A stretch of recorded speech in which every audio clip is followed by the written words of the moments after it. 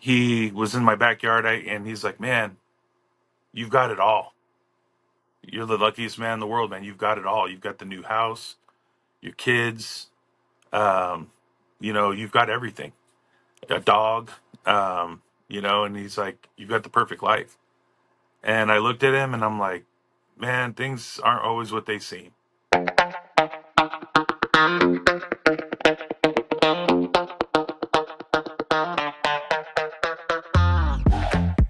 Welcome back to another episode of Daddy Issues. Our guest today is going to introduce himself and tell us a little bit about his story.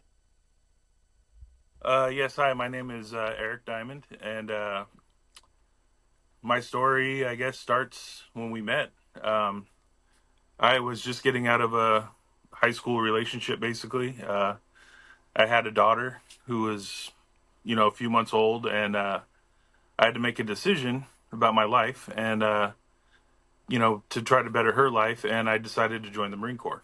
Um, Now, the Marine Corps was something that's in my family. My dad owned a business at the time that I was working at, and he said, I think for you to be better as a man and as a person, you should join the military. Well, when I made that decision, my then ex at the time was like, I don't want to be part of, your rebuild. I wanted life now. So we ended things pretty well.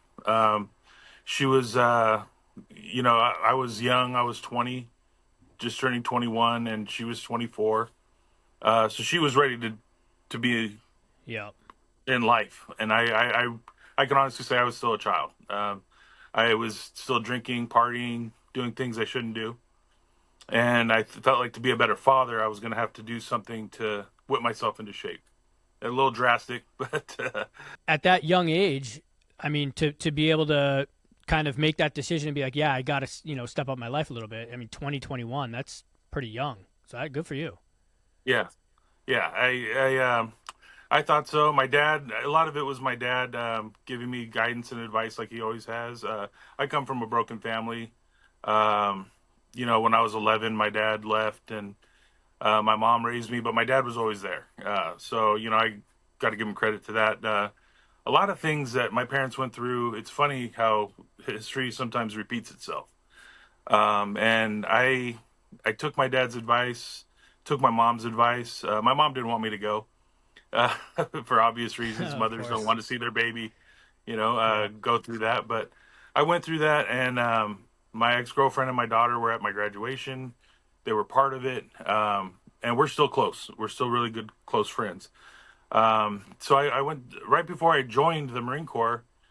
My best friend's like, "Hey, my girlfriend's got this friend," and I met my wife, and we dated for about 2 months, and I went off to the Marine Corps. She sent me letters. Um, and when I got home from boot camp, things just got more close, more serious. I joined the reserves, so I was able to get that experience, come home, and start my life, and still have the Marine Corps part of my life. I served 6 years as a reserve, and those 6 years, me and my wife, well, she was my girlfriend at the time, we moved in together. We did things right. She was a waitress. I worked for my dad and the Marine Corps. And we got through life together. She was in college, and as a waitress, she wasn't making good money. I was, and so I supported her. I paid rent. We had a little apartment. Then we moved in, rented a house. We were doing really well, and after 6 years, we were like, we had our little bumps in the road, like everybody does. There was no hard fights or throwing stuff. It was arguments about laundry on the floor, that type of stuff. Yeah. So my dad told me, he's like, "Hey son, after 6 years of dating this girl, we were at work one day. He's like, you need to shit or get off the pot. He's like, you need to either move on, let this girl move on with her life, or marry her. Something has to happen. You're getting a little older." So on her birthday, I called her whole family. We went to the beach, and I proposed with my daughter there. Now, quickly, did you have custody of your daughter, your first daughter, during that time? No, no, there was. That reminds me. There was a little issue. because every time I'd go see my daughter, my then girlfriend, who became my wife, she, we'll call her Jenny. Jenny didn't like, because she was young. She was a couple years younger than me. When we met, she was 18. I was 21. She didn't like the fact that I would go over and see my daughter. Mm-hmm. Not because of me seeing my daughter, but she thought I was playing house, Right. or maybe with my ex girlfriend, and not the case. Not the case at all. And so she didn't have a bond with my daughter. My daughter's 25 now, and she's never had a bond with her. And me being a young guy, I was just trying to keep peace. I didn't. I should have seen signs of that being a problem, but I didn't. Yeah. Unfortunately, I didn't see it. Um, and she would like little things, like I would buy my daughter her birthday and Christmas presents, and she would complain about how much I spent, or why are you giving her so much money? And I just tried to try to keep the peace. So when we Yeah. got married, I wanted to have my daughter there, or got engaged, I should say. I wanted to have my daughter there and know that she wasn't just marrying me; she was marrying me and my daughter. And so when I proposed, my daughter was standing right there, and the family was off to the back, and she said yes, and we spent the next year, getting ready for our wedding. We got married on the Queen Mary in Long Beach, which was beautiful. Oh, Um, nice. it was really nice. And it was a big, extravagant wedding. Now, everyone tells me that the wedding should have been a clue. Um, Now, what I mean by that is, when we got married, I always thought when you get married, it's once, and you take your vows very seriously, which is why we dated for so long. At the wedding, uh, she walked down the aisle, and I got kind of choked up, a little teary eyed, and she came down, and when she got to the altar, I said, "Wow, you look beautiful," and she said, "Don't cry, you're going to ruin this." And she gave me like a really stern look, and I was like, "Okay." And went through the vows and everything, and they said, "We now pronounce you man and wife." And we turned around for pictures, and I looked at her and smiled, and she's got this grimacing look on her face, and she's like, "I guess people didn't get the memo that it's a black tie affair." And she was more worried and concerned about how everyone looked. She's a very vain person, she's Yeah. even to this day, she's on Ozempic and the lip fillers and the Botox and all that. That's where her money Yeah. goes. And I said, "Hey, don't worry about what everyone looks. It's about us being together. We're in love and married." And she's like, "I just want it to be perfect, and this isn't perfect." So we went through the whole thing, and uh, I'll move on as soon as I get through this, but this is kind of important. So my buddies took me to the bar, so because the bridesmaid told me, "Go to the bar.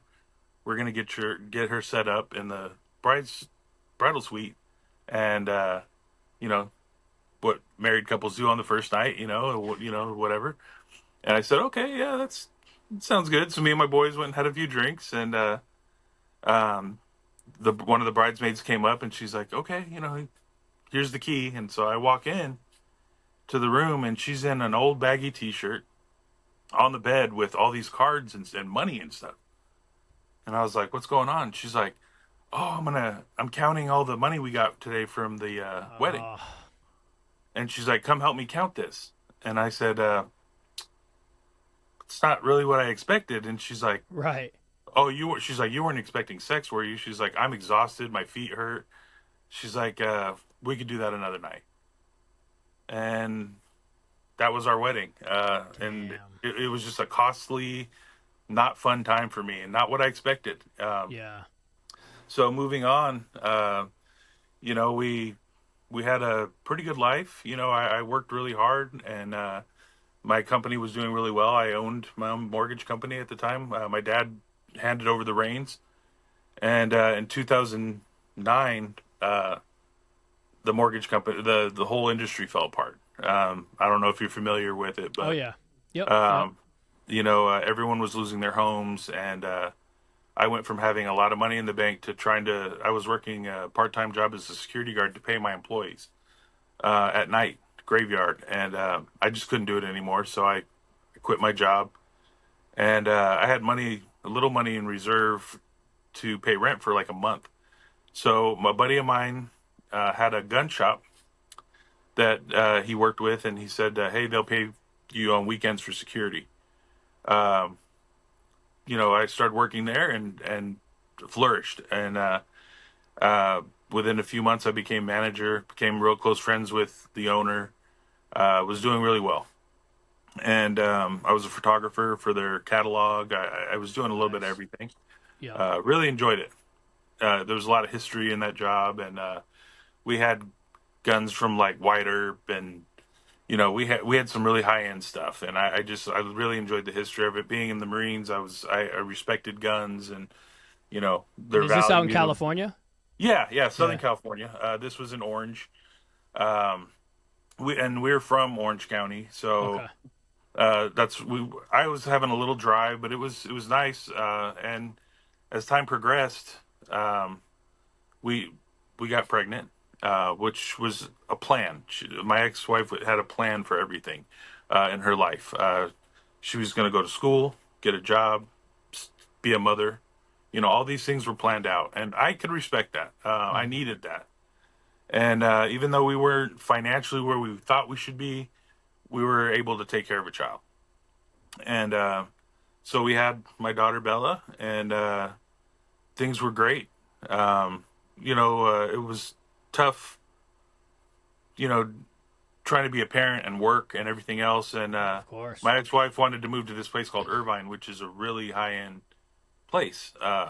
And her dad lived there, and she's like, my dad can help us with the baby, and he was retired. So I had to work 7 days a week, long, long hours, which I had to sacrifice seeing my child. And she understood that, but we had to do that because rent was atrocious. It was just, Yeah. it was really tough. Um, and in doing that, we had another child 2 years later, another girl. And we would argue because I'd have to go on the road. I'd have to travel to all the way to Connecticut and back, picking up collections. From You know, from California to from Connecticut? California. Yeah, Wow. we would drive a van, and me and my best friend, who he was a former homicide detective in Orange County, who we're still best friends. He, we would go on these trips, and they were fun for us, but Right. at the same time, we're missing our family. You're gone Yeah. 2-3 weeks at a time, but the bonuses I would get were going to cover us. So it was like I would discuss it with her. She's like, "Yeah, we need the money. We would do it." But that got tough on her, and in the process, she graduated with her master's, and she was working as a teacher. Really educated woman, very smart. Um, but I was covering the bill on everything. Right. Her teachers, especially at that time, were making 40,000 a year. Wasn't much, but she had all the time in the world with the kids, which was great. I was like, "Hey, my wife's there. My kids are taken care of. It's what men do." Mm-hmm. Uh, and so I decided that was going to be a good pace for us. Well, she found a job as a professor, and so she was working two jobs, which made it tough for both of us. And then she found a job out in a city called Lake Elsinore. Um, Now, this is about 60 miles from where we lived. So she was making that trip for about 6 months or so, and she talked to me and said, "Hey, we can get a big brand new house out there for real cheap. And what do you think about making the move?" And I said, "Well, I can't, I can't do that, because I was an additional 25 miles out the other way, so it was 90 miles." Yeah. And so I tried to do that for about 2 weeks, and I was like, 2 hours one way is too much. And I said, we need to, I need to either find a job out here or something. And she said, "Well, I'm making really good money now. Uh, why don't you just be a stay-at-home dad? What do you think about that?" And she's like, "You work your ass off, and why don't you just transition to being a stay-at-home dad? I make plenty of money for both of us." And I contemplated it, and I talked to my best friend. He's like, "We'd miss you, man, but I think that might be a good move for you and your kids." So I basically retired, and I took my job as a stay-at-home dad really seriously. I We had this big, beautiful home that I furnished. I sold my 60 gun collection to build a yard. I bought new furniture, furnished the place, did everything I could to make sure the house was immaculate. And I took the kids to school every day, picked them up. If they needed a parent at a function, I was there. Yeah. I was doing all the things that you know realistically mothers do, and I jumped in it, and I loved it. I But my the problem with that is your day starts, and mothers can attest to this. Days start as soon as you wake up, and your work day doesn't end till those kids are asleep. Yep. And so it was a wake up, get them ready for school, take them to school. Um, if I had a function or something, make them lunches, prepare dinner for my family. When they got home, I would do their homework, uh, prepare dinner, clean the dishes, do everyone's laundry, give them a bath, everything, so that when my wife came home, she just was home and Yeah. had peace, and I thought I was doing a great job. Well, we're at this new place. My daughters are uh, 7 and 5, or so, excuse me, 6 and 4, and we're enjoying the new house, and I'm starting to feel distance with my wife, and I couldn't figure it out. I didn't know what it was. I thought maybe she was just throwing herself into her job, um, but I started to take note of, like, she would leave the house at 6 in the morning and wouldn't get home till 6 at night, but her day was over at 3. Mm, Whereas typically she would be home at 3:30, but now yeah. it's 6. And there was always an excuse, and I was starting to feel overwhelmed. So that's when our argument started. I'm like, "Hey, I'm doing everything here. You need to help out a little bit. You need to be home more. You need to. The kids miss you. Everything." And she just, well, I got to put food on the table, and okay, well, so I would back off, and then she started getting new friends. We all, at this point, her and I were together 15 years, and we had friends she had from college, and friends I've had, and mutual friends. And with me being the stay-at-home dad, I was friends with everybody on the block. I mean, everyone. It was a new community, a lot of kids. I was friends with the parents, Yeah. and she was never around. And as a matter of fact, 2 doors down was a girl she went to high school with, coincidentally. Wow. And so it was like I became real close with her and her husband. He was a fireman, she was a nurse, and we would go over there as families, and all of a sudden those that stopped. Uh, and the new friends she had were like single women, divorcees or getting ready to get a divorce, and these were her now new friends, and I wasn't involved with that. Yeah. But she would try every now and then, like, "Hey, let's go over to Ashley's house or whoever," and we would go over there. And when I first met one of her friends, I I was introduced, and the husband was like, "Oh, hey, so what do you do for a living?" Regular talk. Yeah. And I was before I could get it out that I was a stay-at-home dad. She's like, "Oh, he doesn't do anything. He just stays at home all day." Oh God. And to belittle what I do for the house, Yeah. and I took care of our bills. Our credit scores were 800 plus. I made sure our taxes were done. All the little things she didn't have to do, and then to throw it out there that I don't do anything. Yeah. And I noticed that became a trend.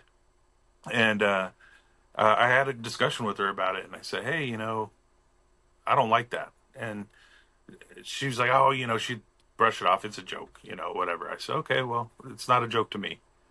Um, so fast forward a little bit. I'm starting to notice things, and she before, when she would throw her phone on the counter, that stopped.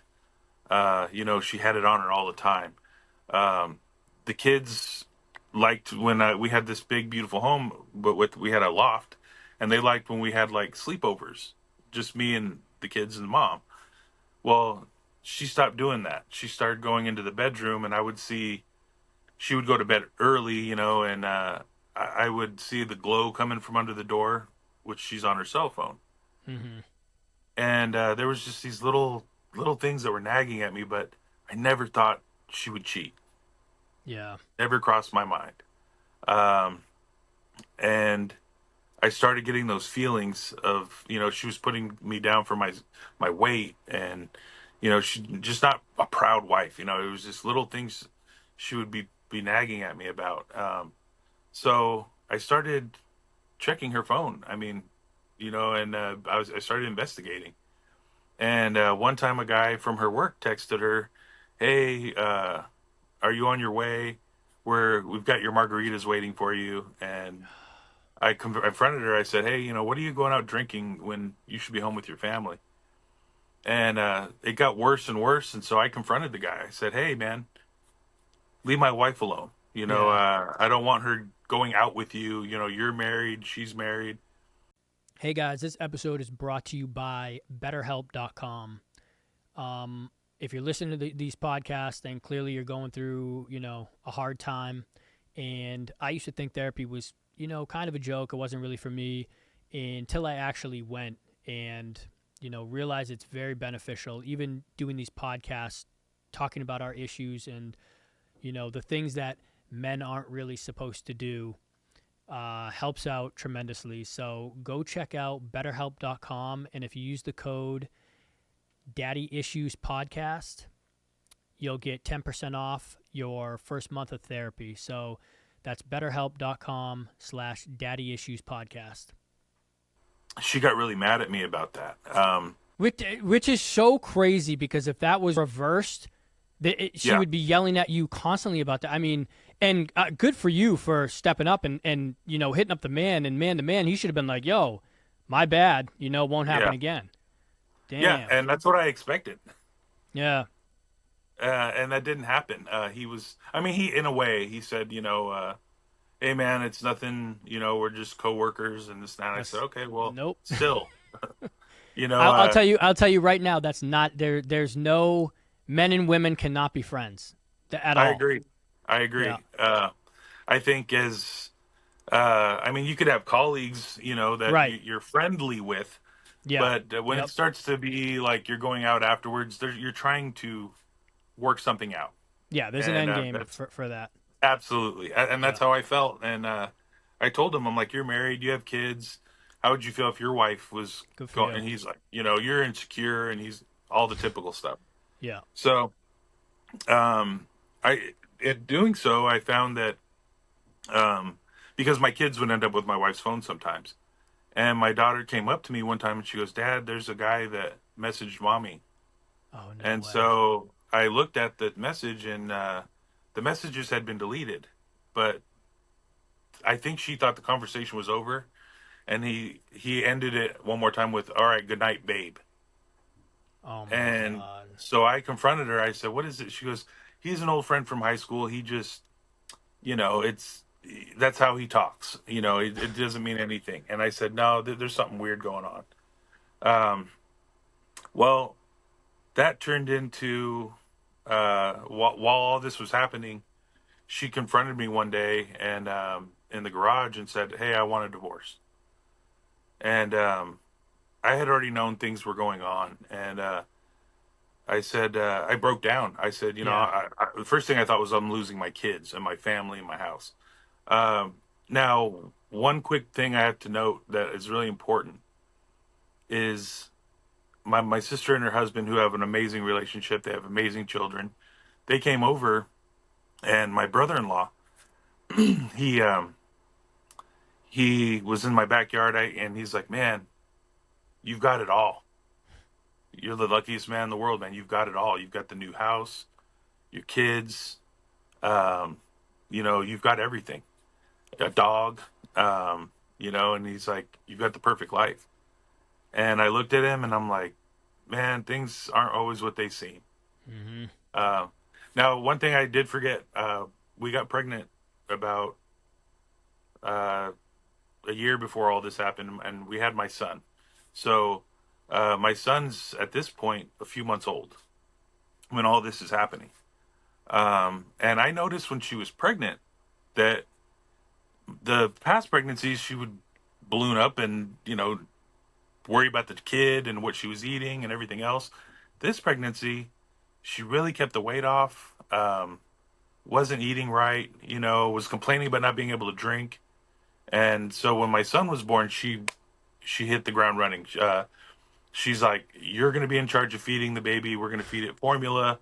And she started working out. She started drinking. The only thing she ate was vodka. I always make that joke because the only time I see her ingest anything was vodka.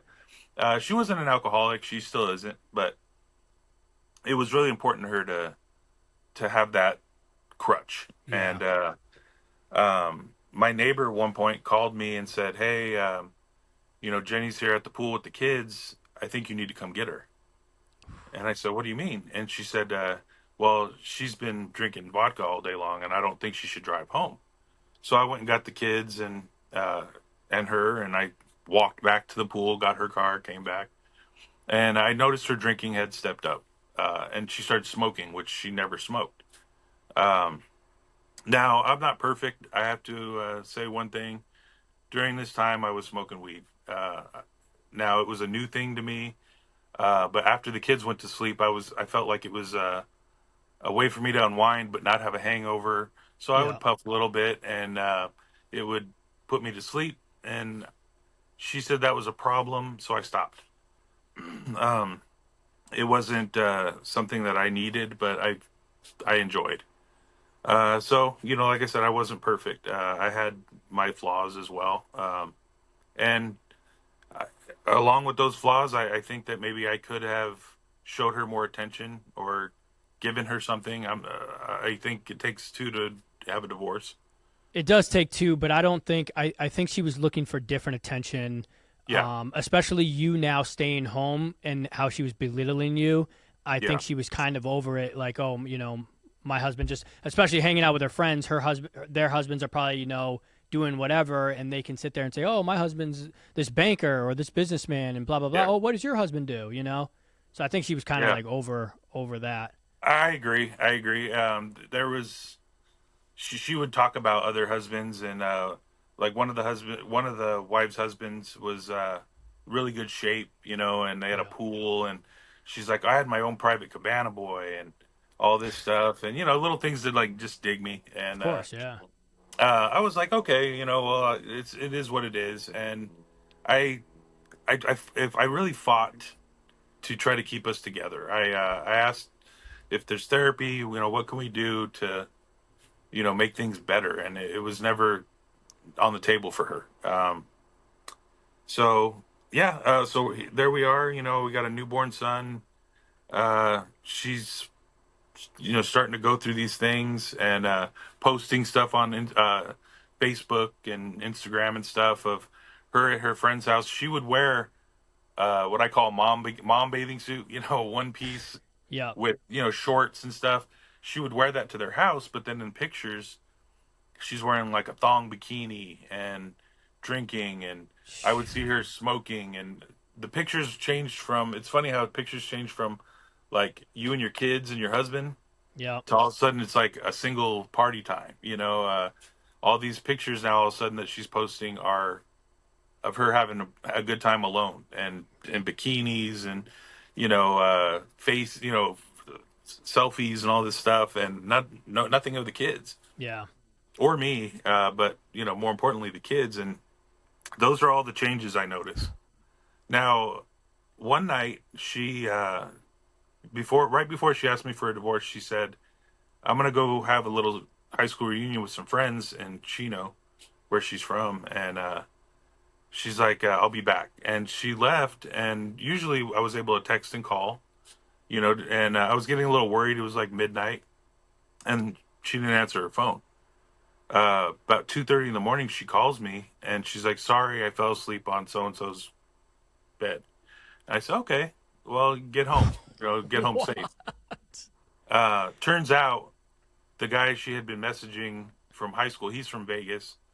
Um, he came and stayed with his mom, and she met up with him and a bunch of friends, and she went to his mom's house, and Wow. God knows what happened. I found all this Yeah. out after the fact, of course, but um, that's where their relationship started. Um, now, by the time she asked for a divorce, she was already in a relationship with this guy Mm-hmm. for a few months, and I'm And what? finding all So, this out so, later. sorry to cut you No, off real quick, but what pisses me off the most too is like when you saw it the first time, when you saw the note and it said "babe," yeah, and then she quickly jumps, "Oh, it's just an old friend. Don't worry about it." Blah blah blah, and then it turns out to be the fucking guy she yeah. cheats with. It's just like I get so frustrated when that shit happens. Oh Oh, my god. yeah. It took me years to get through it, Yeah. but she like I said, this is so knowing that she's still sleeping with me at the time. She's still living. We're living together. We're married. She's got a full on relationship with this guy. She would say she has work trips, like a work function in Palm Springs, and she would be in Vegas with him. Oh wow. There was one time when she said she was in Palm Springs. I was like, "Where are you? You're supposed to be home. It's only an hour drive from where we're at." And she said, "Oh, I'm in bumper to bumper traffic. Look." And she takes a picture of her speedometer, and it says 3 miles an hour or something like that. And then about an hour later, I asked her, I'm like, "What's going on?" And she's like, "I'm still in traffic." She takes another picture. Well, I look at the picture. The mileage was about 200 miles difference. Yeah, they don't think about And, that. and she gets home and she goes, "It's a brand new car." She goes, "Oh, there's something wrong with my electrical because my mileage has been doing that." And I'm like, "Come on, man. I'm not a Yeah. mechanic, but come on." And about a week later, I get a call from my bank saying that you had a $70 charge at State Line. We think it's fraudulent because of at a gas station in Baker. Right. And I said, okay. And I said, that's not us. Me and my wife weren't in Baker. And she worked right across the street from the bank. She went in there and approved it because she had snuck out to meet him Yep. halfway and do their thing and then come home. So she left work early to go bang it out and then, come home. Well, she asked for the divorce, and I said, well, we're going to have to think about this and, the kids and everything. So we were still living together for a couple months after she asked. And she was getting a little more frivolous with her disappearing. Um, Well, of course, after that, because now it's out in the open. You know what I yeah, mean? So now she yeah, probably just doesn't even give a shit. yeah, she doesn't. Yeah. And she didn't want me to get mad or violent, which I'm not that type of person. I never laid my hands on her, but I think she was worried about me taking the kids or something. Hmm. She was worried about. So she was still trying to cover it up, but not as much. So one day we were talking, and I said, things were really good, and I said, hey, the kids, it's Friday night. The kids want to have movie night, and I said, why don't we all get in our pajamas and have movie night? She goes, all right, well, I'll be home soon, and we can do that. She gets home, and I said, hey, the kids want to go to Target and get candy and little knickknacks and stuff. And I told them we would do that, and she's like, well, while you guys are doing that, I'm gonna take a shower. And I said, all right, well, that's fine. Well, at this time I'm in my pajama pants. I forget my wallet, but me and the kids start going to Target. I'm like, oh crap, I forgot my wallet. Hey guys, we're gonna turn around. So we turn around and we're in our brand new Forerunner. And when we bought the Forerunner, the salesman hooked up our phones to Bluetooth to the phone. He's like, this is how it works. And he did it for us. So me and the kids are pulling into the garage and Bluetooth kicks on from her phone. And they're in the middle of a FaceTime where they're having fun, let's say. I don't want to get too gross, but Oh my god. she's doing something to herself. He's doing something to himself. We all get the picture. Um, and it pops on the screen. It says um, Myra. Well, the guy's name is Matt. So Myra pops up on the name. But my kids are in the car, and you can imagine the sounds Yeah. coming through the speakers. And my daughters freak out, and I'm scrambling to turn it off. And I get out of the car. I'm like, stay in the car. And I get out, and she greets me at the door. And she says, oh, what are you doing home? She's in a robe.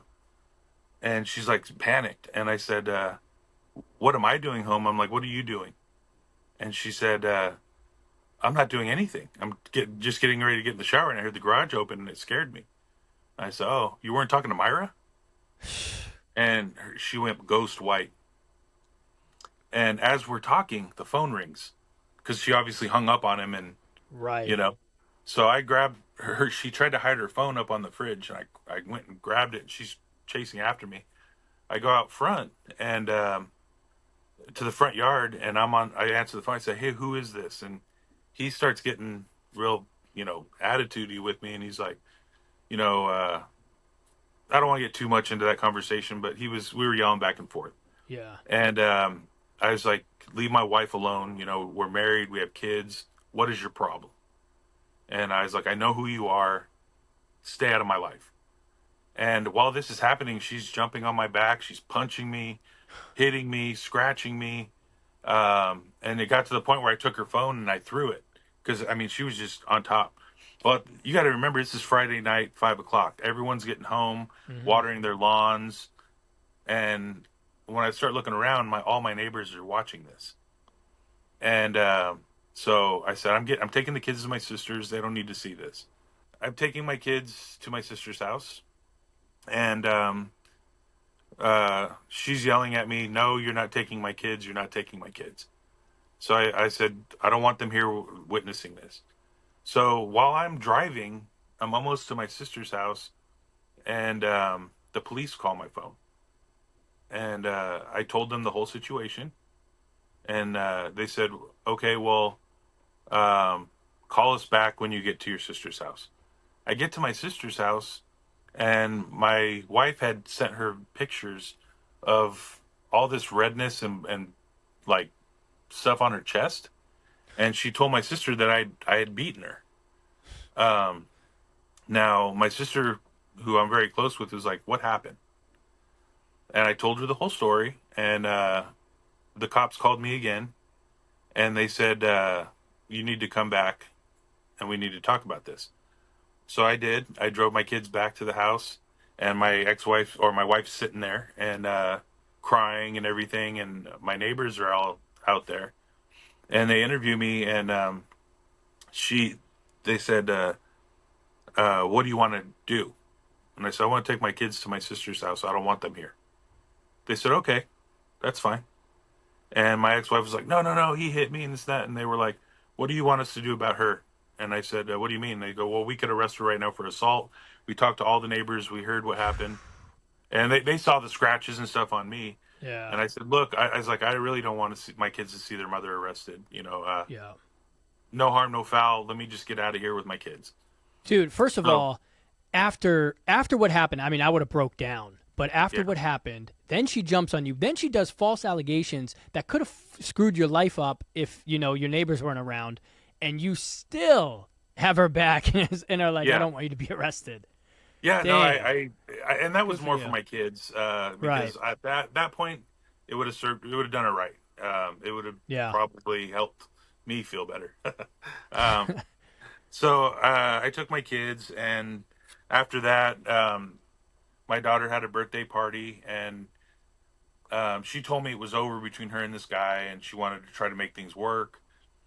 And we were listening to music in the backyard. And all these people are at my house, and she goes, "Hey, can you change the music?" So I grabbed her phone, and this guy had texted her all day long, and I looked at it, and there's pictures of them kissing and all this stuff, and so I God. didn't want to cause a scene because we have family and everybody there, and Yep. I said, "Look, this is over. I'm done. I Wow. can't do this anymore." And she's like, "Good, you can move out." And I said, "No, I'm not moving out." I said, "We have equity in this house, and if we're over, we're gonna do it on my terms. Um, we went to a birthday party down the street where she was friends with this other couple that she went to high school with, and she was texting them before we went as a family. Oh, I'm bringing my soon-to-be ex-husband, but hey, do you remember Matt from high school? Me and Matt are together, and this and that. So here I am at this party, and people are like treating me different. And I read some texts that she sent them saying that, oh, I'm going to show up with my ex-husband. I know it's weird, but hey, I'm with this new guy, Matt. Remember Matt from high school? And yeah, you remember Matt. And all this, like how wonderful her new relationship was. Yeah. And so when I got to the party, it was really awkward. Yeah. And I didn't know why, but everyone was treating me like different. And come to find out, it's because she had gave everybody a heads up, like, yeah, I'm coming with my husband, but we're getting a divorce. And, you know, so I felt like everyone was laughing at me, Mm-hmm. and I felt like that for several months. Um, and so I decided I'm going to stay in the house. And unfortunately, there was a couple of nights where I went out drinking, and I don't drink, but I was trying to escape. Of And course. I got really drunk a couple nights, just 2 nights. And while that was happening, would go through my phone and try to set me up like I was a cheater. She would go on my Facebook, and any female that she would see on my Facebook, which was usually like my friends' wives or Yeah. whatever, she would send them a text like, "Hey, babe," and all this stuff. So I had all my sister's friends who I'd grown up with, and all these people she was sending these random texts and messages to, and so she could say, "Hey, look, he's a Right. cheater." Um, and that didn't work because I have a really close group of friends. They're like, man, there's something weird. Um, so when that didn't work, the allegations of me being an abuser didn't work. And now at this time, she's telling her whole family, who I'm very close with, even to this day, that I'm I'm verbally and physically abusive. I'm throwing her through the closets and all this stuff. Keeping in mind, my kids are around me 24/7. Her mom and dad are with me 3 or 4 times a week because they come visit. They're both retired at the time. They come visit, and so they're there. Yeah. They don't see it, but they, of course, her sister and everybody, they're kind of like, well, she's abused women. I have a hard time with. Like, I have a soft spot in my heart for because I've seen it firsthand, and uh, I I know that a lot of times it looks good, everything looks good, Right. but when it's private, husbands can be that way or wives can be that way. And so I understood that they had to believe her. I'm glad because if it was my family, I want them to believe me. Mm-hmm. But that wasn't getting me out of the house. So what she started to do was disappear with my kids more and more to her mom's house. What she was doing is dropping my kids off at her mom's house and going to see her boyfriend. Um, and so one night I uh, was at home alone, and I was like, man, I'm going to go get a burrito and a 6 pack of beer. And I was frustrated, and I sat down. I got home, sat down, and there was a knock at the door, and it was the police. And they had called me right before I went and got my burrito, and they said, "Hey, we got a call of a disturbance. Is everything okay over there?" I said, "Oh yeah, everything's fine." I don't know who called, but no, I'm Right. good. I'm just here alone. And so about 45 minutes later, get a knock at the door, and it's the police. And he goes, "Hey, can you step outside?" And I was like, "For what?" And he goes, "We need to talk to you." And I said, "Okay, you know, law-abiding citizen, no problem. I As work with." soon as you step outside, you get arrested. Yeah, well, I work with a lot of, at the time, a lot of police officers and um, probation people, ICE agents, you name it. Yep. Like I'm friends with a lot of those guys. FBI agent, and so I'm like, okay, and I go outside, and he goes, "Hey, have you tried to hurt yourself tonight?" I said, "No, I just eating a burrito or getting ready to." And he goes, "Okay, well, we've called your family, and you need to come with us."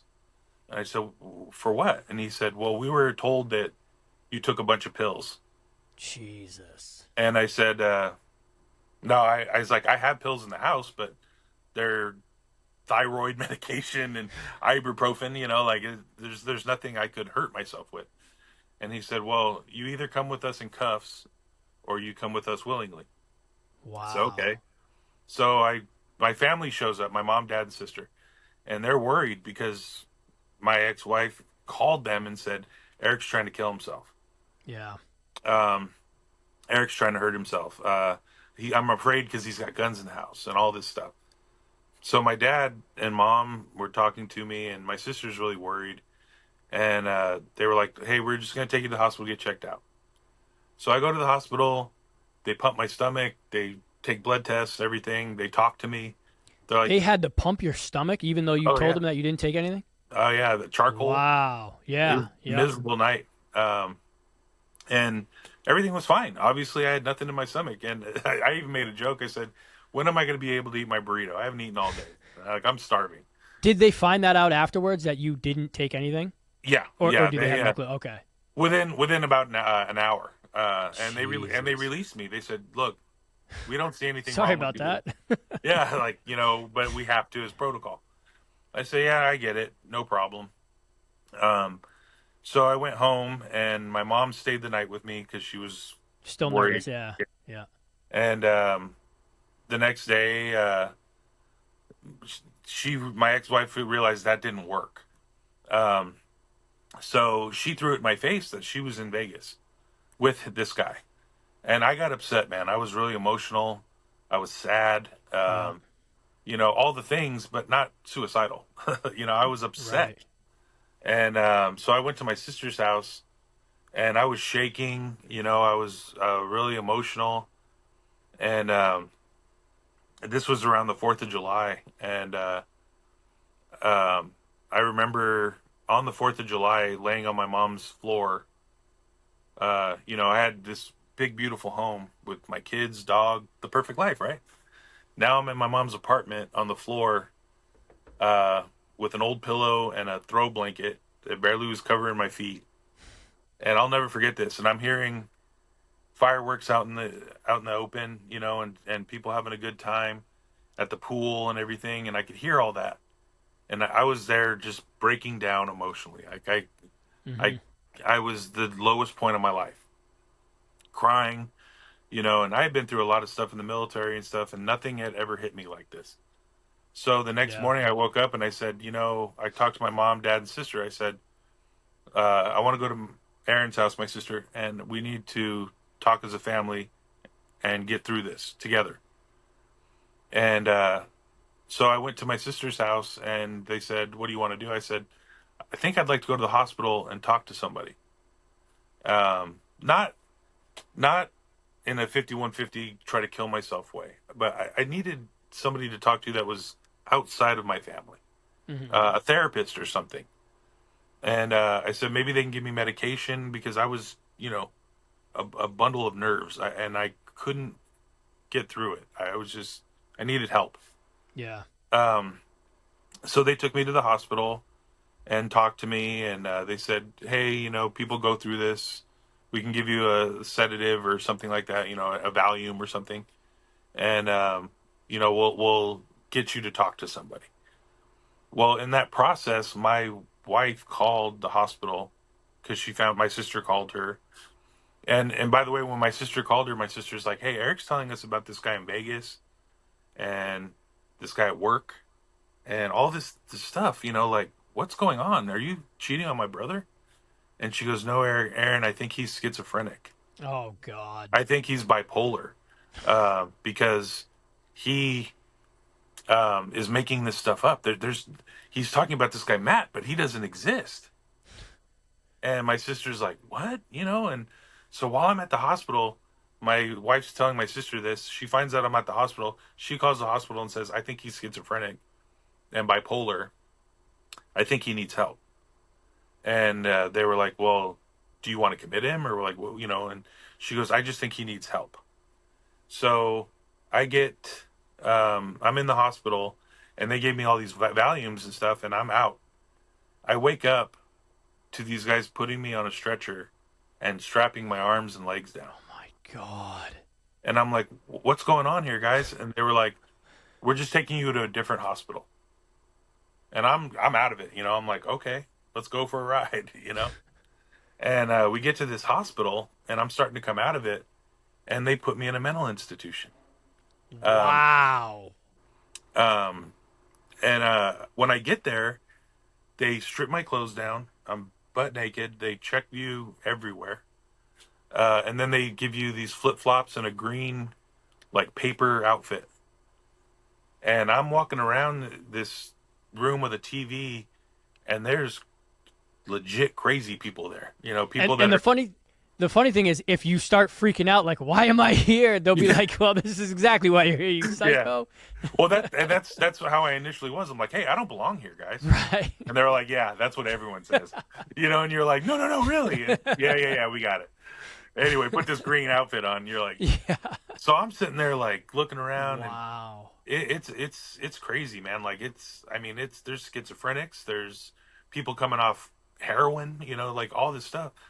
And I meet this one or two people that are there for uh similar reasons, not reasons like me, but they're, yeah, they're maybe suicidal, but they took themselves there. They're Hmm. everyday people. Sometimes they go through a mental problem. I get that. And so I start talking to them about my story, and they're like, "Bro, you don't belong here." They're like, "We've been here for a week and we know you don't belong." So I talked to the therapist, I talked to the doctors. They're like, "You don't belong here." And I was like, "I know."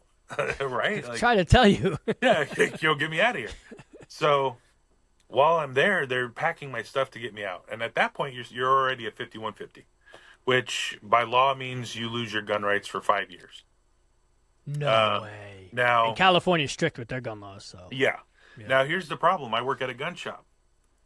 So I just lost my job from this, Oh, lost my gun rights for 5 years, and I lost my wife, my family, everything. So now I'm really depressed. But I'm like, well, 5 years, I can deal with that. So they're packing me up, getting me ready to leave. And as I'm getting ready to leave, I see my ex wife in the lobby and she's leaving. She called the hospital pretending to be my sister. She called again, disguising her voice to be my mom. And then she called and came in herself. And she said she was at the reason why she wanted me there was because she can get all my stuff out of the house, hmm. drain my bank account, all this stuff. So she told them that I tried to kill her and the kids. She told them that I put a gun in my mouth. I put a gun to her head, and she was afraid for her life. Now, this is all because they told her the only way we could keep him is if you have fear for yourself. Yep. So she's like, "Oh, well, I do. Guess what? This is all that happened." And so they kept me for another week, and Oh my so I was there 10 days. And finally, my dad had to hire an attorney, and I had to go to court. And when you go to court from a mental institution, you got to remember they're making $3,000 or $4,000 a day for you to be there. Yeah. Wow. So and if I'm a great patient that's not causing any problems, that's more money for them. Plus, if I get out and kill somebody, Right. they're liable. Yep. So they have a lot of reasons to keep me there. So when I show up to court, they've got me in this green suit.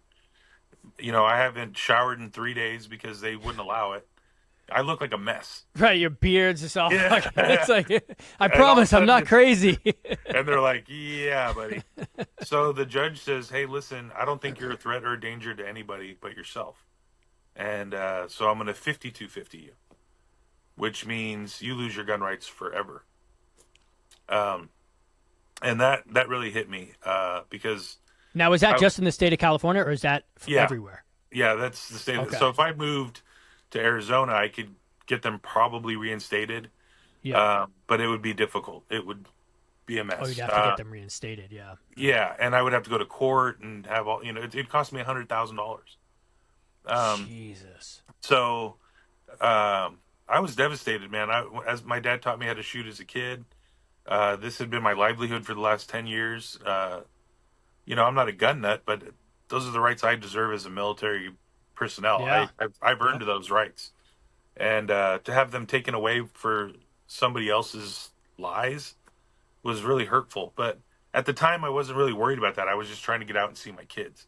Hmm. Now, mind you, she was so worried about me hurting her and the kids, she brought the kids to the hospital, and we had a private meeting where I was able to see my kids because my kids wanted to see dad, Right. Of and course. so the hospital told me, hey, we usually don't do that, but since you're such a good patient and we trust you, we're going to allow this. But that wasn't brought to court. It wasn't like, oh, we trusted him so much we had an infant, and like, all of a sudden it was just I'm a danger. Yeah. What's crazy So is that they can do that. That they can actually hold you under your will twice because your ex-wife said something like that. To me, that's just mind blowing that they can actually do that. and with no merit. Right. Right. There Yeah. was I could see if I was attempting to hurt myself or I showed signs of that, but I was helping them. Like I was Hmm. running a couple of the meetings because I was sane. I am sane. I've never not been sane. You know, I was helping other patients. I was helping them get through what they were getting through. I was taking walks in the hallways with a couple of people, letting them know, hey, life's too good to quit. And Good for you. there's I I'd be was doing going all these things. crazy. Well, I would actually be going crazy, and I'd be like, "All I right." started to because there was a guy there that showed up, and you sleep with all the lights on, like how bright it is in here. Wow. No doors Yep. on anything. And I'm laying there, and they have a guy come in that just checked in, and we're getting ready to sleep. And he goes, hey, do you believe in God?" And I said, "Absolutely, I believe in God." He goes, "Good, because you're going to meet him tomorrow." Yikes. And I said, "All Jesus. right." So I got up and told one of the nurses, and they were like, "That's just part of it. Go back to bed." So I go lay down. Wow. I go lay down, and I said, "If I see you get out of that bed, I'm gonna throw you through that window." And I was like, Yep. I'll make sure you meet God before I do." And it became like where I had to protect myself. I mean, it was like Right. I've never been to prison or anything, but that's how it felt. Like Jesus. you had to watch your own back. And Yeah. the next day I was released. And now when I went in, my sister had my wallet, my phone, my keys, and everything. I said, "Hey, hold on to this." Well, I had gone back to work right before all this had happened to the gun shop, and they paid me in cash because I asked them. I said, "Hey, I don't want to deposit this money into my wife's account. Can you pay me cash?" I had close to $4,000 in my wallet. My ex-wife showed up to my sister's house and demanded all my stuff. She took Damn. she took me off the bank accounts. She took me off all my credit cards, even my personal ones. What she did was when she went to Vegas with her boyfriend.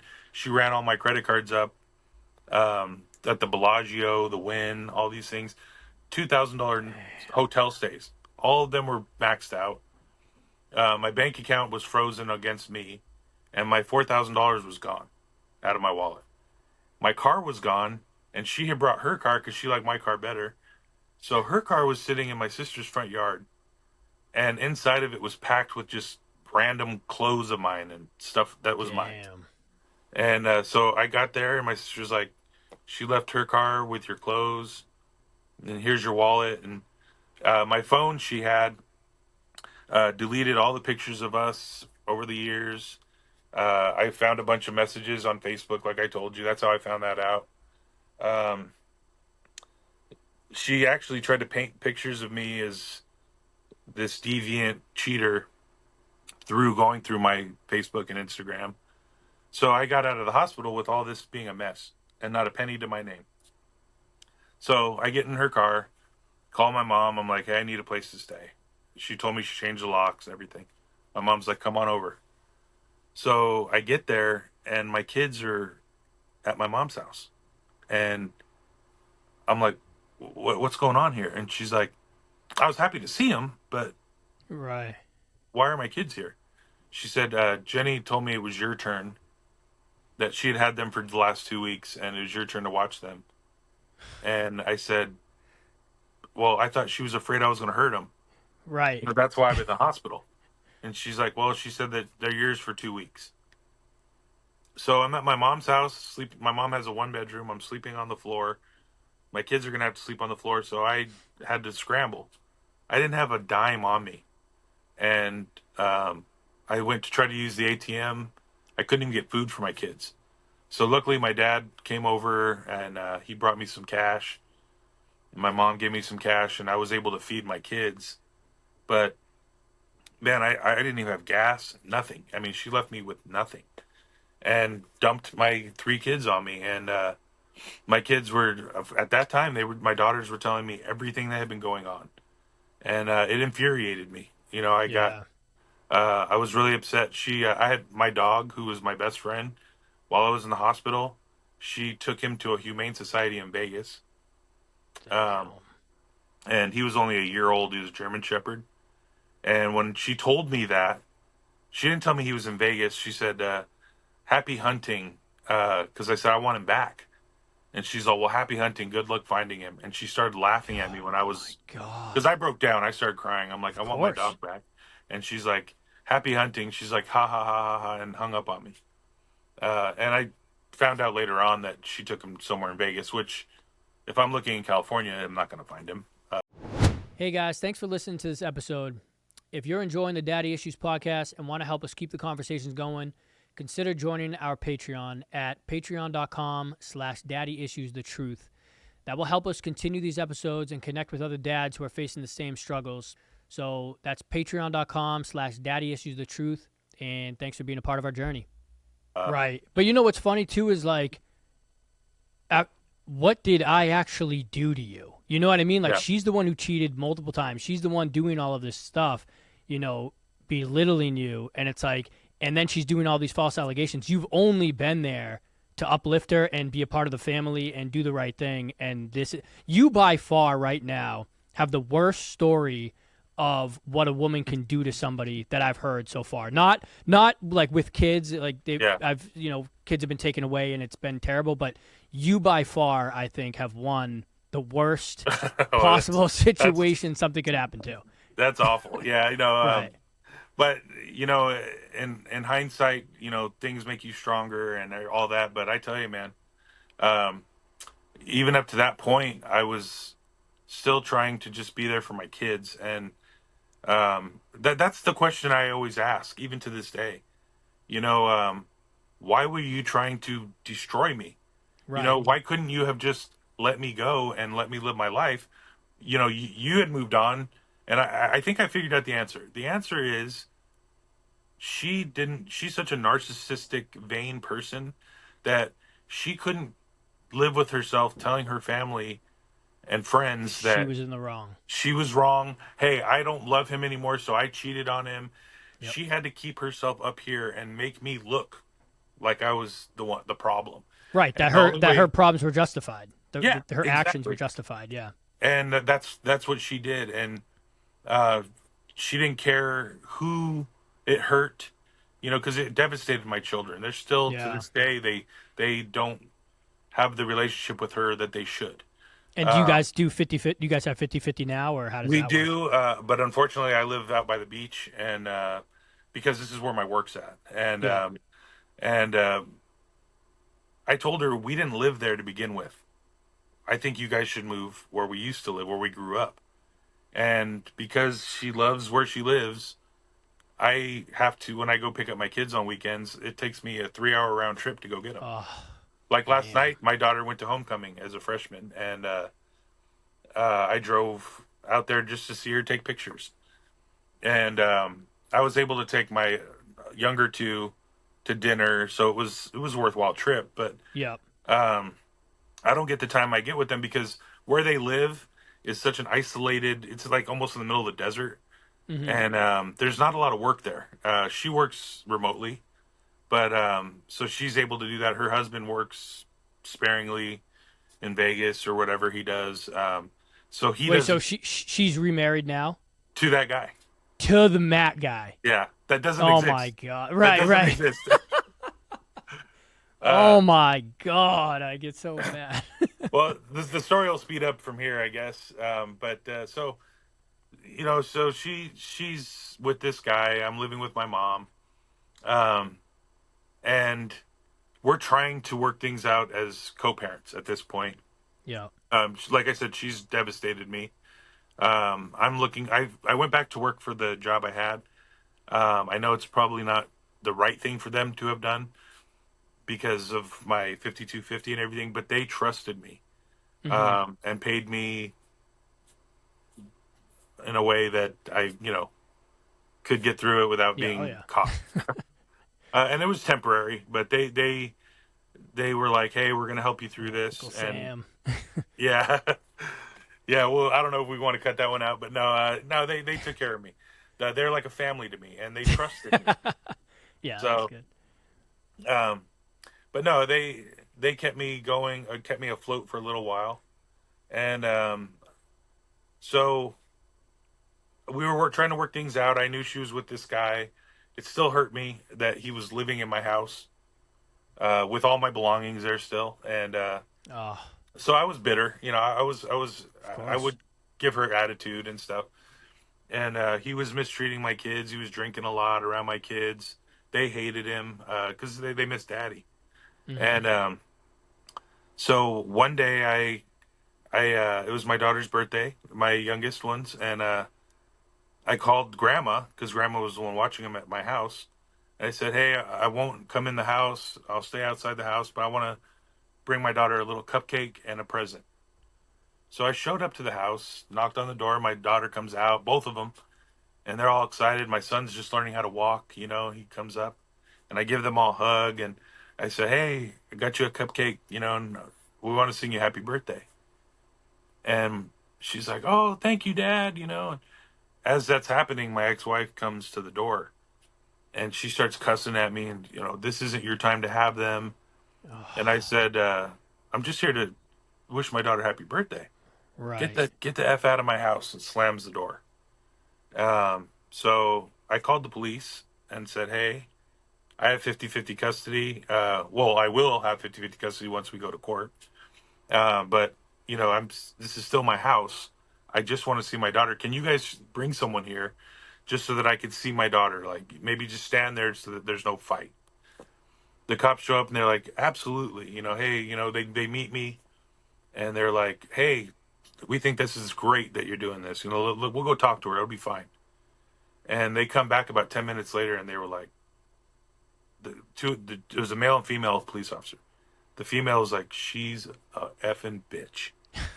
And I was like, she goes, "I'm going to tell you right now, anything you guys text, anything that's written down, you need to take note."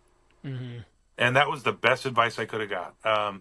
She's like, "Anything, you need to start a log or a journal because that woman's crazy." Yeah. And she's like, "We could hear your kids from the window crying and yelling, 'We just want to see my dad. We just want to see my dad.'" And she was like, "Shut up. Go in the house." Just being really, No. Yeah. really, belligerent to them. And she's like, "No, he's not allowed to see my kids." And so the police at that time, they're like, "Look, you don't have a court order yet. There's nothing we can do. Yeah. We're sorry. We think what you're doing is fine. We think it's great. It just can't happen." So, um, Dude, what a traumatizing situation for your kids too to grow oh up yeah. in. Like that's terrible. And Damn. so a few weeks later, my daughter has my wife's old phone. She got a new phone from work, but it's clouded. Yeah. So I'm at the gas station pumping gas, and my daughter's playing a game on her phone. And I get in the car, and she's ghost white, and she's starting to cry. And I'm like, "What's wrong?" And she's like, "Daddy, mommy's got bad pictures on her phone." Uh, And I guess she was heading to Vegas at the time I had the kids to go see this guy, and at least that's what I thought. And she's texting back and forth with him nude pictures, and my daughter's getting these pictures as she's playing her game. They're popping up, so I snatched the phone Jesus. from her, and turns out she was sending him to the guy from work. So She she was so she's now cheating on Matt with she's now another cheating guy? on Matt with another guy. Wow. from work, a married man from work. Wow. Um, that's high up in the district, and so they're having an affair. She's having an affair with this guy. She's having an affair with Matt. She's having an affair with one of my daughter's friends' dads. Um, Jesus. I mean, I could go on and on, but yeah, I found plenty of. After we separated, I found plenty of evidence that, like, my daughter would say, "Hey, so and so's dad came over to pick her up from school, and mommy and him went upstairs with a beer and were making funny noises." I mean, this is stuff my So kids are telling me. crazy. And Um, that's and let me tell you, I mean, it's obviously it's great to have 50-50 because they get part of the mom and part of the dad. You yeah, never want to take, full custody unless you need to. But those are the things that are gonna matter in court when you show stuff like that to a judge. Is they don't like that at all yeah. um, in They front of they the protect children. they try to protect the kids. I would say, but Yeah, so it got bad, man. and so I called her on it, and I said, "Hey, I don't care what you do. I don't care how nasty you are. Keep my kids out of it." And she was really apologetic, believe it or not, and Wow. upset. She started crying because I had my kids at the time, Yeah. and so about 1 o'clock in the morning, Matt calls me, and he's drunk and belligerent, and he's like, "Hey, leave her alone, and Oh stop God. calling her, and all this stuff, all this, and I'm like, "Hey, man, I've got my kids here, this is a conversation for another time." And he's threatening to kick my ass and all this stuff, so I'm like, whatever. Um, so I go to drop my kids off. I have my mom in the car because Yep. I want peace and I want a witness. Mm-hmm. So my mom's in the back with my two smaller kids, and my daughter's in the front seat, my oldest, and we pull up to the front of the house, and it's right before Thanksgiving, and my ex-wife and Matt come out, and this is the first time I've ever seen Matt, and she starts pounding on the window, on my daughter's window, and I roll the window down. I'm like, "What's going on?" She's like, "She's hammered," and they both are, and she's like, cussing, and "I want my effing kids and get them out of the car and all this stuff." And I said, "You need to calm down. The kids don't need to see you acting like this. You don't tell me what to do. This and that." And so my mom at the time is getting out of the car to get in the front seat because my kids are going to be leaving, and she's going to sit in the front with me. My mom gets out, and I'm half Mexican. My mom's the Hispanic one, and my mom gets out, and my ex-wife just starts, "What are you gonna do, bitch?" And my mom's 65 years old, five foot Right. four, 100 pounds. My ex-wife's 5'9", one. She's an athletic, young lady. And my mom's like, "Look, you need to calm down." And my daughter hugs my mom and saying, Oh, "Nana, I don't want to go with my mom. I don't want to go with my mom." yeah. Oh man. And so my ex-wife grabs my daughter from my mom, and she tells my mom, uh, you know, "You don't get to touch my kids. Get in the car, you stupid wetback." And Jesus. that, sets my mom off. And my mom, unfortunately, has that fire in her. Yeah. And she's like, "You know what, bitch? So they're going back and forth. I get out of the car, and Matt's eyeballing me. And unfortunately, I lost my cool. And I said, "Hey, man, you were wanting to whip my ass. Here I am." Well, by this time, my ex wife starts beating on my mom, No 65-year-old. way. And so I go pull her off my mother. My mother's on the ground trying to protect herself, and she's just pounding my mom. I pull her off my mom, and Matt grabs me. So I start swinging on him, and uh, All he's in on front of the kids. This is all all in in front front of of the the kids. kids. Oh And my God. so I'm hitting him, and luckily there was a off-duty sheriff's officer walking his dog, and he saw the whole thing. So he Wow. grabs me, and he's whispering in my ear, "Hey, your kids are here." So you're right. You're right. So I back off, and he goes, "Do me a favor. You and your mom drive around the corner. I'm going to handle this." So my ex-wife and her new boyfriend or whatever, they're trying to put a story together Yep. in front of him, not knowing he's a cop. And they're like, "What should we say?" And this and that. And so the sheriff's office shows up. They want to arrest my wife for abuse on an elderly person, Yep. and they were going to arrest him for public intoxication and assault because he assaulted me. Yep. I said no Oh my because god. my mother-in-law was there to watch the kids. I felt they were in a safe place, and my mom said no, no, you do not have your mother's the mother of your children arrested. I don't care what. I'm fine. You're fine. You know, little hood, but like we're good. My mom's from East LA, so she's like, She hey, knows, you know yeah. what? It is what it is. And I'm She's like, like, we'll be all right. yeah. She's like, it's cool, man.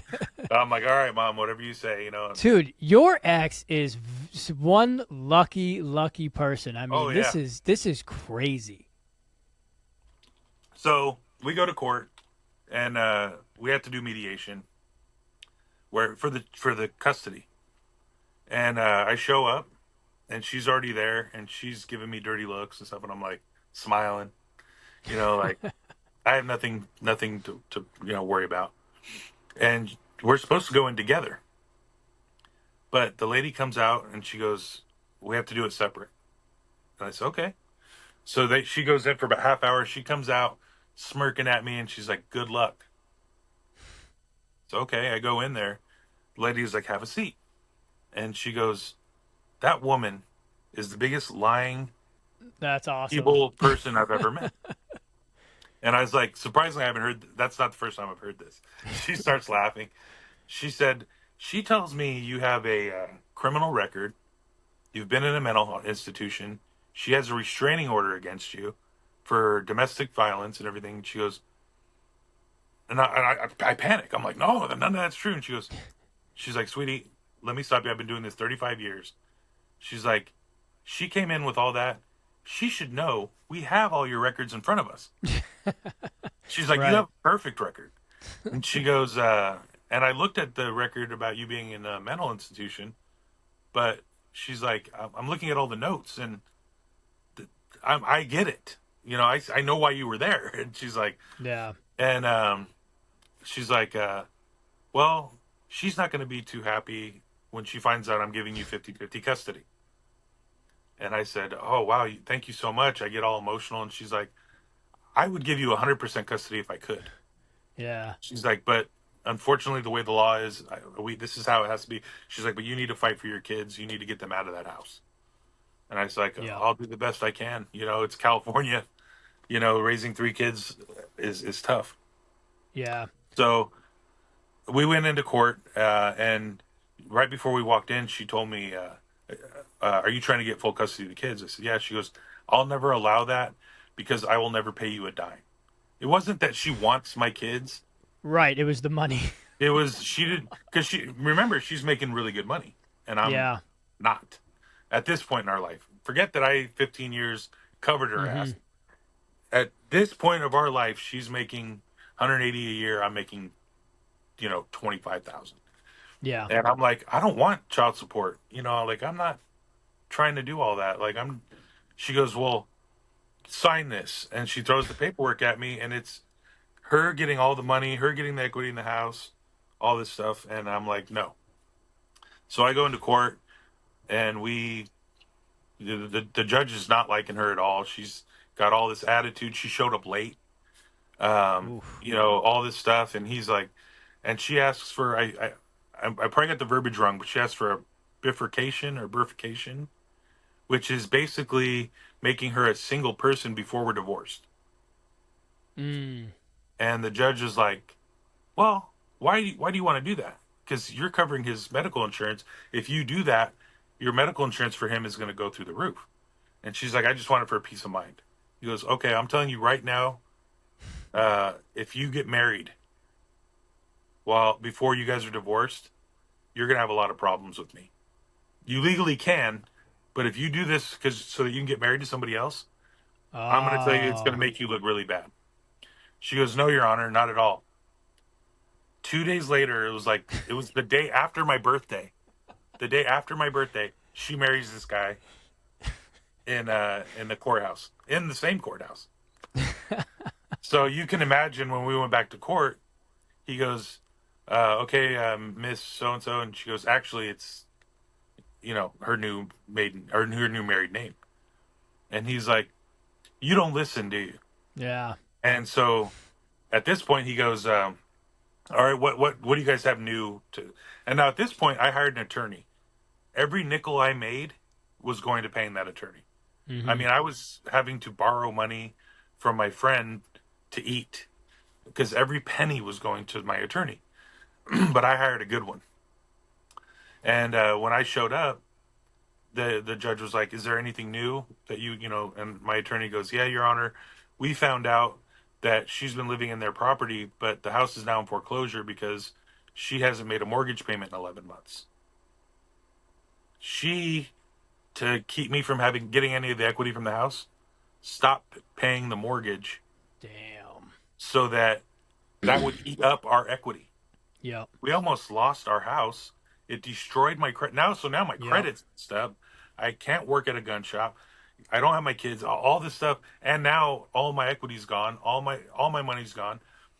And she did that on purpose so that I couldn't get any equity in the house. And the judge didn't like that. So we luckily sold the house, but we broke even. I ended up with $250. I should have ended up with Damn. 35 grand Right. is what I Yeah. should have ended up. So finally, she settled out of court to pay me alimony for 5 years, 750 a month, and I don't have to pay child support. Nice. I still spend a lot of money on my kids. Of course.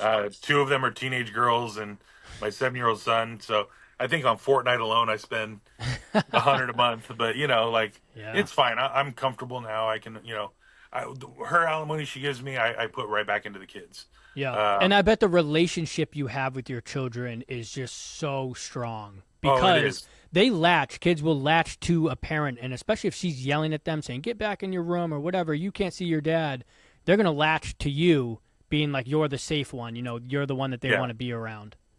Yeah, that is you're spot on. That's exactly um my they my two daughters call me every night. Yep. FaceTime me every night. Um and yeah, we're divorced at this point. We settled. This took a while because of COVID. Mm-hmm. So our divorce lasted 3 years. Dang. Um which was really tough because paying attorneys and all that was just a nightmare. Yeah. And I settled for less than I should have.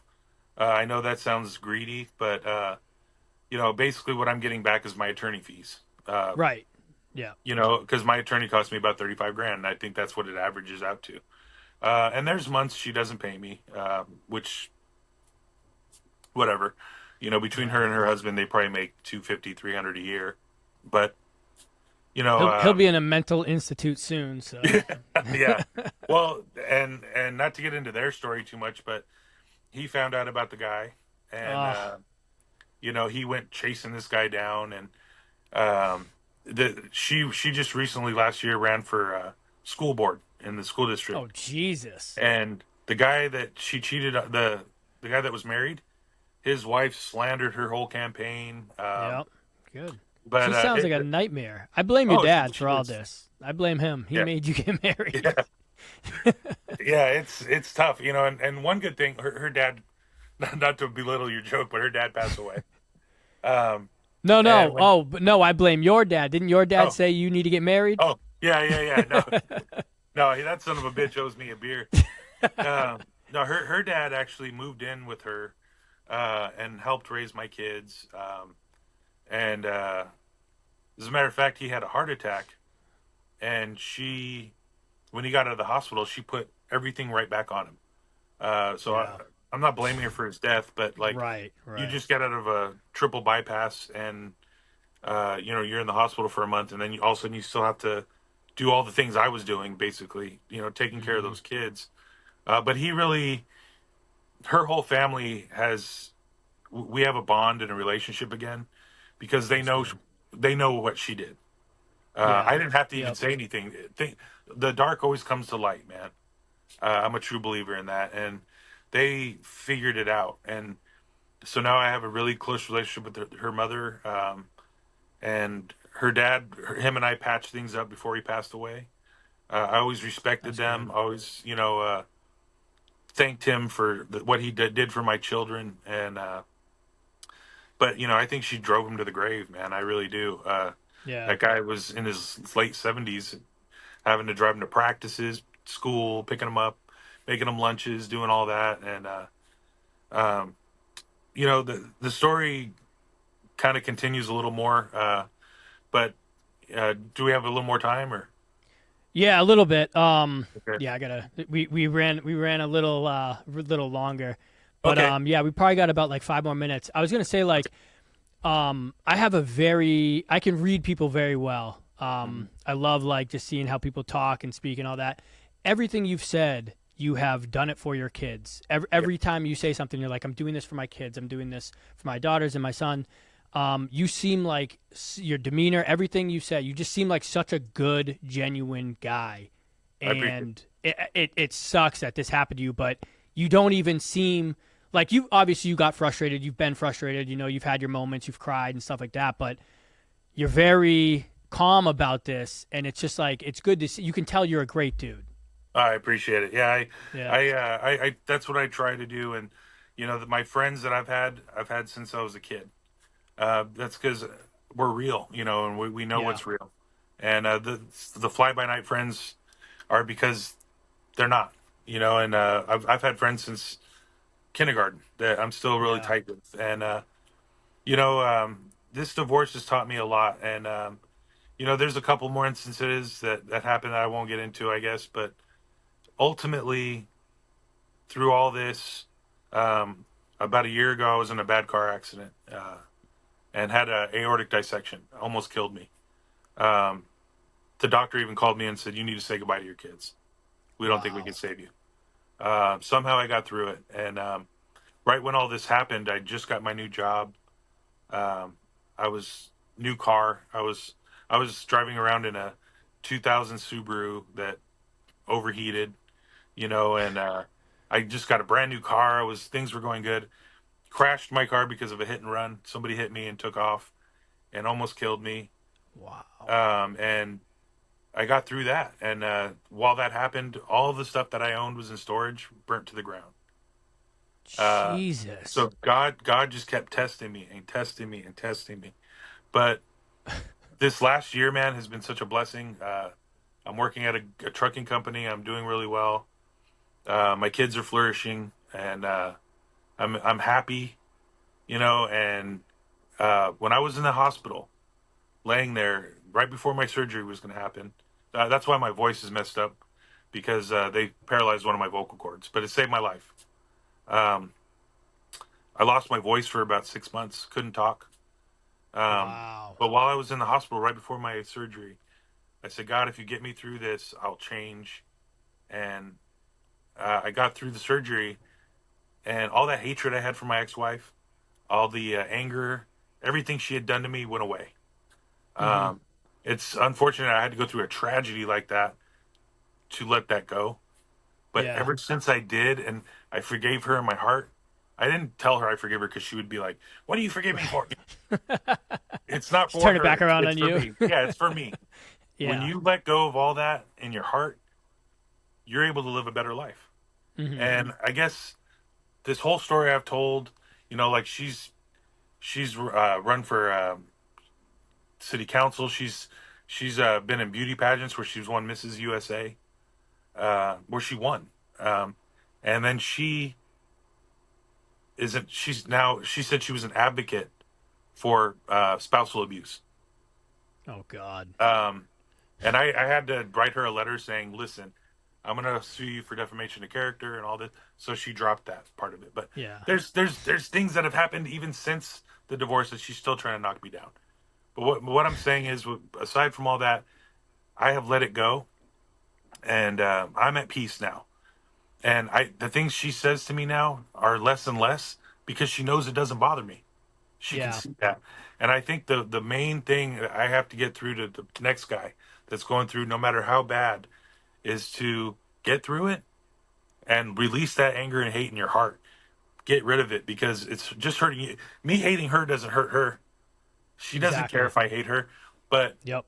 if I just treat her with the same respect I would anyone else, as hard as that is sometimes, you just gotta.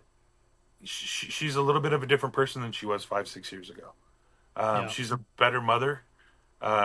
Maybe she's a better wife. I don't know their situation. I'm actually friendly with Matt now. When I go over there, I shake his hand. I shake her hand, um, and we're co-parenting really good now. That's I don't good. have to like her, but I Right. have to respect her. She's the mother of my children, and she hasn't lived life perfect, but maybe she can be better for my kids. Maybe I can be better. We're both different people, so I think the message is, you know, sometimes in life you got to just live for the future, not the past. You got to release that because you're only hurting yourself, and that's what I've done the last year, and it's helped me in my new relationship. It's helped me with the relationship with my family and all that because I'm a better person, and I know I'm a better person than she's making me out to be. And I Mm-hmm.